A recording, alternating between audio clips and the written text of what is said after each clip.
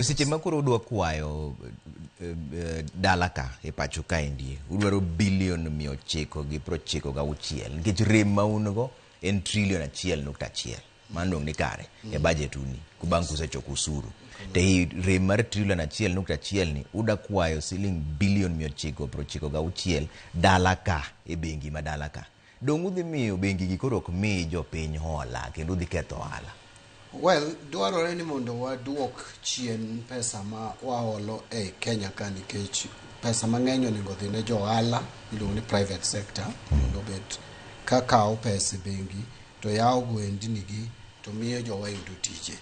But king'iyo budget ni Trevor, space mantiere tin nikech king'iyo pesa ma wachoko e usuru to gi pesa ma wachoko kuom services ma sirikal chiwo ma iluongo ni non-tax revenue. Koro wan gi moro miluongo ni ordinary tax ma en osuru ma kawaida ma wachulo, msachi ing'ade kikelo gik moko e Kenya ka chulo osuru, ka ing'iewo gimoro kata chulo osuru nitie value added tax. Kiriwo gi pesa mamoko samoro kidhi yudo tije mag sirikal e huduma gi gik ma kamago te wadhi choko 3.63 trillion. Kum 3.63 trillion, 1.5 trillion already dhi chulo gopi. Koro kigolo kum 3.63 idongi only 2.1 trillion. 2.1 trillion mshahara mwachulo jotich sirikal national government en trillion achiel sani. So mano wegi trillion 1.1 trillion. Pokitero pesa counties. Pesa madhi counties en 420. Kigolo kum 1.1 trillion idongi billion 700 kende.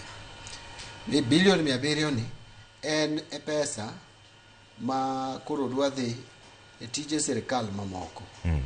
Kaka en ma koro mokwongo CDF bro wuok ka billion 61. Pesa mwamiyo ngaf bro wuok ka billion 4. Pesa mwatimo go recurrent expenditure miyo logo mafuta geche gi gik machalo kamago wuok ka. Kor ka pesa ma wadwa puonjo go jowa kech kiweyo pesa ma sigolo en mana mshahara mar joka TSC gi gima kamago. To pesa ma iluongo ni free secondary education kata free day secondary education billion 54 wuok ka. Pesa machielo madhi e junior secondary school billion 31 wuok ka. Pesa modhi ge free primary education billion 7 ge bath wuok ka. Kae ma pesa mar free SHA, pesa motere SHA. SHA nitie gi component moro miluongo ni free primary health care. En mabo kawo pesa mang'eny kabisa. Free primary health care kende kawo pesa billion 19. Mano wuok ka. Koro ka nitie moro miluongo ni emergency chronic and critical illness embe sirikal mamalo fund 100%.